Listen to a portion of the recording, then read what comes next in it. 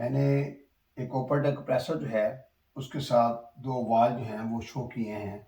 एक डिस्चार्ज शाटा वाल, एक सक्शन शाटा वाल। अब ये रास्ता मैंने एक बनाया है, इसका आपको फ़ायदा बहुत होगा। इसको गौर से समझें कि शाटा वाल का इस्तेमाल हम किस तरीके से कर सकते हैं। अब ये डिस्चार्ज लाइन गई है, डिस्चार्ज लाइन के आगे फिर ऑयल स्प्लिटर होता है, फिर वो कंडेंसर होगा, लिक्विड रिसीवर होगा, ठीक है। उसके बाद एक्सपेंशन वाल्व होगा, फिर इधर एवापोरेटर होगा, वहाँ से सक्शन लाइन के जरिए गैस जो है वापस अंदर की तरफ आती है। अब फर्ज करें कि सिस्टम में किसी जगह लीकेज है, कोई पाइप लीक हो गया या कोई जॉइंट लीक हो गया। अब हमें पहले प्रेशर इसको देना है। बड़े प्लांटों में ऐसा होता है कि अगर कोई गैस लीक हो रही है तो सारी गैस जो है ना वो कमरा उसमें इकट्ठी कर लेते हैं लिक्विड रिसीवर में। लेकिन अगर गैस है ही नहीं, ख़त्म हो चुकी है, या फर्स्ट टाइम उसको डालना चाहते हैं, तो वो ये देखना चाहते हैं कि जो है लीकेज तो नहीं किसी जगह पर, तो हमें अलहदा प्रेशर पंप इस्तेमाल करने की ज़रूरत नहीं है, बल्कि इसी कंप्रेसर के ज़रिए सेल्फ प्रेशर हमने देना है। इन वाल्व्स का यही फ़ायदा होगा। इसी कंप्रेसर के ज़रिए सेल्फ वैक्यूम करना है और इसी कंप्रेसर के ज़रिए गैस चार्ज करते हैं।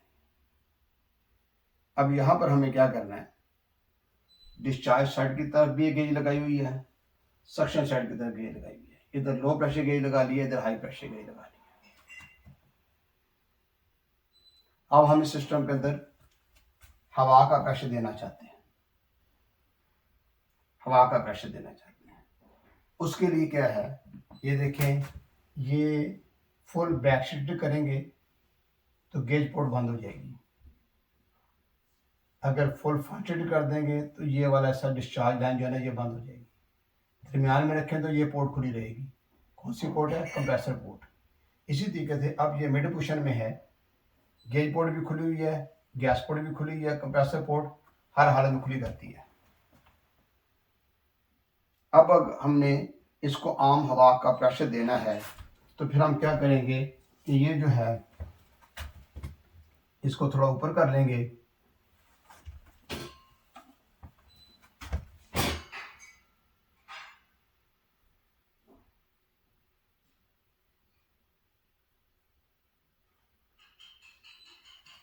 अब हम क्या करते हैं कि ये जो है इस ये पहले ही ऊपर है, मिड पोजीशन में रख लें या मिड पोजीशन थोड़ा नीचे रख लें। इस गेज को खुला रहने दें, इसके वाल को खोल दें। रबड़ की लाइन हमने तो लगा ली है, इसके साथ भी लाइन लगाई हुई है। अब हमें क्या करना है कि इस कंप्रेसर की मोटर को चला देंगे, ये कंप्रेसर चल जाएगा। ये रास्ता खुला हुआ है, इधर से इसने हवा को सक करना शुरू कर देना और गेज में भी प्रेशर जाएगा, डिस्चार्ज लाइन में भी जाएगा, कंडेंसर में भी जाएगा, लिक्विड रिसीवर वगैरह में जाएगा, आगे एवापोरेटर में जाएगा। सारे समय प्रेशर जाना शुरू हो जाएगा और गेज हमें ज़ाहिर करना शुरू कर देगी। अब फर्ज करें हमने 200 PSIG का प्रेशर देना है, तो जब यहाँ पे भी 200 ज़ाहिर होना शुरू हो जाएगा, ठीक है, ठीक है। और यहाँ पे भी जैसे ही 200 प्रेशर हुआ, इस गेज को पहले बंद कर देना। इस गेज को जब बंद करेंगे इधर से हवा आनी बंद हो जाएगी। ये रास्ता हमने बंद कर दिया, तो उसके बाद साथ ही कंप्रेसर मोटर को बंद कर देना।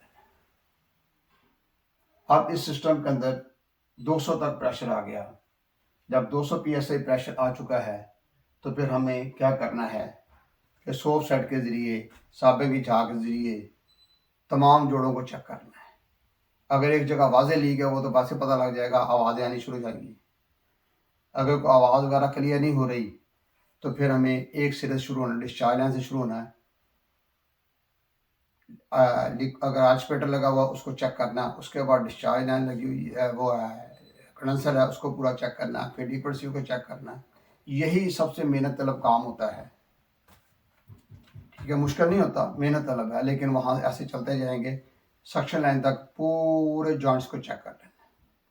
अगर किसी जगह कोई जॉइंट लीक है, लोहे का पाइप है, तो इलेक्ट्रिक वेल्डिंग भी हो जाती है, गैस वेल्डिंग, दोनों तरीके से वेल्डिंग हो सकती है।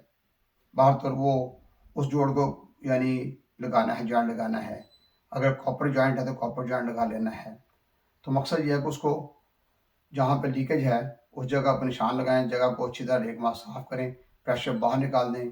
फिर उसको प्रेशर कैसे बाहर निकालना है, ये डिस्चार्ज लाइन, ये जो हाई प्रेशर गेज है इसको खोल दें, लो प्रेशर गेज को खोल दें, प्रेशर बाहर निकल जाएगा। प्रेशर बाहर निकलने के बाद आपने उसको वेल्डिंग करनी है।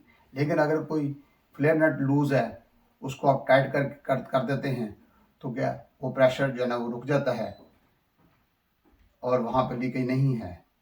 ठीक है, अगर वो टाइट करने से नहीं ठीक हुआ, हो सकता फ्लेयर जो बनाया हुआ है वो फट गया या कुछ भी हुआ, तो बाहर तो उसको दोबारा बना के इस तरीके से करना है। तो फिर उसके बाद दोबारा फिर इसी तरीके से हाई प्रेशर गेज जो इसको बंद रखना है, इसको मिड पोजीशन से ज़रा नीचे रखें, इसको मिड पोजीशन में रखें, इस दोबारा वाल्व खोल दें, फिर चला लें, फिर दोबारा प्रेशर दें। प्रेशर देने के बाद फिर तमाम जॉइंट्स की लीकेज चेक करनी है कि किसी जगह लीक तो नहीं है। अगर वो जॉइंट लीक हैं तो उनको सद्देबाब किया जाए, दोबारा फिर प्रेशर दिया जाए। जब आपने तमाम जॉइंट चेक कर दिए और प्रेशर दिया और आपने देखा कि प्रेशर दिया है, अगर टाइम काफ़ी है, रात को प्रेशर दें, सुबह आके चेक करें कि हमने 200 PSI प्रेशर दिया था और सुबह भी 200 PSI जी है और इतना ही प्रेशर रात को था, इतना प्रेशर सुबह है, इसका मतलब there will be no leakage. अब अगला स्टेप क्या है, हमें सिस्टम को वैक्यूम करना है। वैक्यूम का मतलब अंदर से खाली करना है, यानी हवा को बाहर निकाल देना है मुकम्मल तौर पर। अब हमें क्या करना है कि ये जो है, ये वाला, ये जो है, इनको भी, इस गेज को इधर से बंद कर देना है ताकि हवा ना आए। ठीक है, और ये जो है गेज, इसको भी बंद रखें, इसको खोल दें, इसको खुला रखें यहाँ से,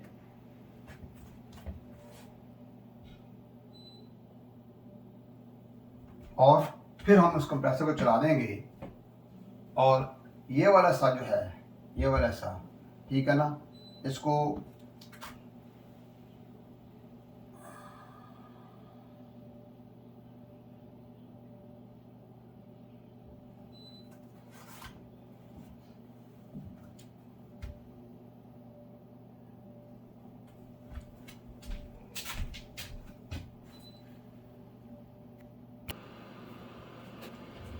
अब हम उसको वैक्यूम करना चाहते हैं, तो इस गेज का जो वाल है, सर्विस वाल या शट ऑफ वाल, इसको मिड पोजीशन में ले आना है और इसको फुल फंक्शनेटेड कर देना है। फुल फंक्शनेटेड से होगा कि ये डिस्चार्ज लाइन वाला हिस्सा जब बंद हो जाएगा और ये गेज जो है इसको भी यहाँ से बंद रखना है, इस गेज को खोल देना है। अब हम जिस वक्त इसको चलाएंगे तो पूरे सिस्टम से ये गैस को खींचेगा, ये हवा को खींचेगा और खींचने के बाद अपने अंदर लेकर आएगा, यहाँ से डिस्चार्ज लाइन के ज़रिए, क्योंकि ये रास्ता बंद है, ये रास्ता खुला है, यहाँ से हवा बाहर निकलनी शुरू हो जाएगी और ये गेज जो है वैक्यूम की तरफ आना शुरू हो जाएगी, यानी ज़ीरो से नीचे की तरफ आना शुरू हो जाएगी। जब ये गेज -30 के करीब, यानी 29.92 होता है, वैक्यूम 30 के करीब पहुँच जाए और इधर से प्रेशर निकलना बंद हो जाए, इसका मतलब यह है कि पूरा सिस्टम जो है उसमें से हवा जो बाहर निकल चुकी है, पूरा सिस्टम डी एयर्ड हो चुका है, पूरा सिस्टम वैक्यूम हो चुका है। जब ये वैक्यूम हो जाए तो इस गेज को बंद कर देना है।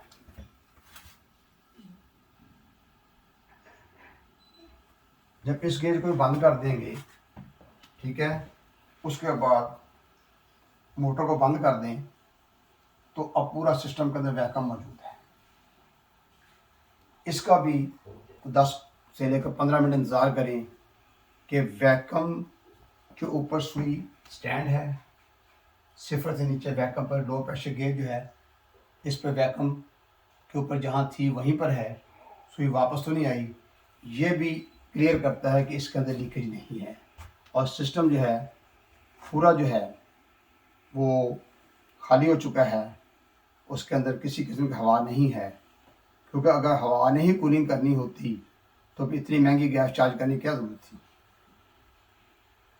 तो जब भी हमारे काम के जितने भी सिस्टम हैं उनको डी-एयर्ड करना ज़रूरी होता है, वैक्यूम करना ज़रूरी होता है, बिल्कुल क्लियर करना ज़रूरी होता है। सिस्टम के अंदर ना हवा होनी चाहिए, ना नमी होनी चाहिए, ना गंदगी होनी चाहिए, बिल्कुल 100% साफ़ होना चाहिए। अब जब वैक्यूम हो चुका उसके बाद हमें क्या करना है, इसके साथ जो है इसके साथ हमने गैस का सिलेंडर लगाना है। क्या लगाएंगे? गैस का सिलेंडर।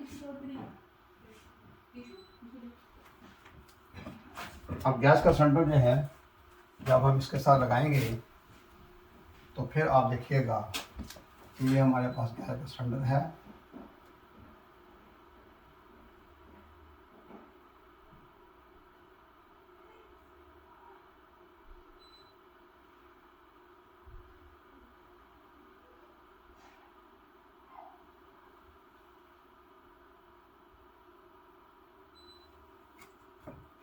अब सिर्फ समझाने के लिए, ठीक है, कोई खूबसूरत तस्वीर नहीं बनी, तो यहाँ पर हम क्या करेंगे कि अब हम सिलेंडर को खोलेंगे, यहाँ पर जो लाइन लगी है इसको थोड़ा ढीला करेंगे, ठीक है ना। तो ढीला करने से होगा कि इस लाइन के अंदर जो हवा होगी वो पड़ जो जाएगी, बाहर निकल जाएगी, क्योंकि इतनी सी भी हम हवा इसके अंदर नहीं डालना चाहते। फिर हम गेज को खोलेंगे, सिलेंडर खुला रहने दें और इसको मिड पोजीशन में ले आए, मिड पोजीशन से थोड़ा नीचे ले आए।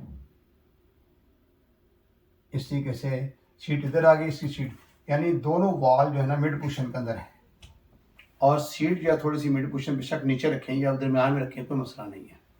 अब हम इसको खोलेंगे तो गैस इसके अंदर चली जाएगी, क्योंकि सिस्टम जो है वो उसके अंदर वैक्यूम है, वैक्यूम ने खुद गैस को खींच लेना है। उसके बाद हमने सिलेंडर को बंद कर दें, गेज खुली रहने दें, इस गेज को भी ऐसे रहने दें। अब फिर दोबारा हम चला देंगे, किसको? मोटर को चलाएंगे, कंप्रेसर चल पड़ेगा। जब कंप्रेसर चलेगा तो डिस्चार्ज लाइन गर्म होना शुरू हो जाएगी, सक्शन मौके पर ठंडी होगी, देर के बाद ठंडी होगी। अब वो सिस्टम चलना शुरू हो गया। अब मुख्तलिफ तरीके हैं कि जो बर्फ़ खाना है, बर्फ़ खाने में कंप्रेसर रेशो ऐसी होती है, 1-3 का फ़र्क होता है। अगर सक्शन जो है वो 60 PSIG है तो डिस्चार्ज जो है वो 180 PSIG होगा। तो ये बर्फ़ खाने में होता है। लेकिन ये जो गेजें वगैरह लगाई जाती हैं, ठीक है ना, गेजें ये हम आम सिस्टम के साथ लगाते हैं, लेकिन ये यहाँ पर डिस्चार्ज लाइन पर मुस्तकिल गेज लगी होती है, यहाँ पर मुस्तकिल गेज लगी होती है। जो अमोनिया गैस की गेजें होती हैं वो अलहदा किस्म की होती हैं, ब्लैक कलर की होती हैं, डिस्चार्ज के लिए अलहदा होती है, सक्शन के लिए अलहदा होती है। तो हमें पता लग जाता है डिस्चार्ज के ऊपर कितना प्रेशर, सक्शन में कितना प्रेशर है। लेकिन अगर आइसक्रीम का प्लांट है उसमें अक्सर गेजें नहीं लगी होती, कैंडी प्लांट पर गेजेस नहीं होती, तो गेजेस हमें खुद यूज़ करनी पड़ेगी। जब हमें ये देखा कि ये काम ठीक हो गया है तो वो प्लांट जो है उसके अंदर जो गैस जा रही है आ रही है और वहाँ पर ठंडक काफ़ी हो गई है, तो जो कैंडी प्लांट होता है उसका टैंक जो है उसका नमकीन पानी होता है, नमकीन पानी काफ़ी ठंडा हो गया, बर्फ़ से काफ़ी नीचे चले गया टेम्परेचर जो है। वो टेम्परेचर जो है हमारा वो चलते चलते 14 पे पहुँच गया है, 14 फ़ारेनहीट पे पहुँच गया है। इसका मतलब वो काम ठीक हो गया, गैस हमारी पूरी हो गई है। तो अगर वो नहीं पहुँच रहा गैस का, मतलब उसको ज़्यादा डालना है, ठीक है ना। इस तरीके से गैस को इकट्ठा एक दफ़ा नहीं डाल देना, आहिस्ता आहिस्ता डालते जाना, देखते जाना, साथ साथ चेक करते जाना, ठीक है। कि सिस्टम जो है से पूरा गर्म हो गया है, अब ठंडा हो गया है, सक्शन एंड ठंडी आनी शुरू हो गई है। बर्फ़ खाने में तो बर्फ़ खाने वाला जो है सक्शन एंड को काफ़ी ठंडा देखना चाहते हैं, यहाँ तक सक्शन एंड पर हल्की हल्की बर्फ़ भी आ जाती है, तो उसका मतलब गैस पूरी होगी, इससे ज़्यादा नहीं करना। और ऐसे ही कोल्ड स्टोरेज है, कोल्ड स्टोरेज में बर्फ़ नहीं आती लेकिन सक्शन लाइन काफ़ी ठंडी हो जाती है, तो तब भी गैस पूरी हो गई है। इस तरीके से हमें गैस चार्ज करना है ना। उसके बाद अगर हमें गेजों को उतारना है तो हम इसको फुल ब्रैकेट कर देंगे, इसको पीछे की तरफ कर देंगे, ये बंद हो जाएगा, गेज पोर्ट बंद हो जाएगी। जब गेज पोर्ट बंद हो जाएगी उसके बाद हमने इसको उतार लेना, इनको गेजों को उतार लें, इनका काम ख़त्म हो गया। यहाँ पर फिर कैप लगा देते हैं, डेड कैप लगा देते हैं, रास्ता बंद कर देते हैं, इधर से भी रास्ता बंद कर देते हैं। इस तरीके से हमारे गेजें उतार लेते हैं। तो दोनों पोल बैक शीट करने के बाद डिस्चार्ज लाइन भी खुली है, सक्शन लाइन भी खुली है, तो कंप्रेसर पोर्ट खुली रहती है। इस तरीके से इस शॉर्ट ऑफ वाल की पोजीशन जो है आगे पीछे करके कभी फुल फ्रंट शीट करना, कभी फुल बैक शीट करना है, और कभी हमने इसे मिड पोजीशन में रखना है। तो इस तरीके से प्रेशर देने का पता लग गया आपको, कैसे प्रेशर देना है, वैक्यूम कैसे करना है, और गैस चार्ज कैसे करनी है। जब गैस चार्ज करनी है तो ये मिड पोजीशन में रहेगा, और जब कंप्लीट हो जाएगा तो गेजें उतारनी है तो फुल बैक शीट कर देना है, दोनों गेज पोर्ट बंद हो जाएंगी, कैप लगाने के बाद हम फारग हो जाएगा। इसलिए इनका फ़ायदा ये है कि शट ऑफ वाल जो हैं या सर्विस वाल जो हैं वो बहुत अहम काम करते हैं, वहाँ पर चार्जिंग लाइन इस्तेमाल नहीं की जाती। जबकि फ्रिजों के अंदर जो सील कंप्रेसर होते हैं वहाँ पर चार्जिंग लाइन लगी होती है, उसी के ज़रिए प्रेशर दिया जाता है, उसी के ज़रिए वैक्यूम किया जाता है, उसी के ज़रिए गैस चार्ज की जाती है। उसके लिए ज़्यादा प्रेशर पंप इस्तेमाल किया जाता है या नाइट्रोजन गैस का सिलेंडर इस्तेमाल किया जाता है, और वैक्यूम के लिए वैक्यूम पंप इस्तेमाल किया जाता है। तो उसे हम मैकेनिकल वैक्यूम कहेंगे, इसे हम सेल्फ वैक्यूम कहेंगे। इनको अच्छी तरह ज़हन नशीन कीजिएगा और गौर करते जाइएगा, ठीक है ना। कोई भी बात आप कहना चाहेंगे तो फ़ोन मेरा मौजूद है, आप बात कर सकते हैं। और इन फ्यूचर हम कोशिश करेंगे कि अमली तौर पर आपको ये चीज़ें जो है दिखाई जाएँ कि अगर कंप्रेसर हमें अवेल होता है हम आपको कंप्रेसर दिखाएँ, गेजें दिखाएँ, फलां चीज़ दिखाएँ, ठीक है ना। इस तरीके से सारी बातें होंगी।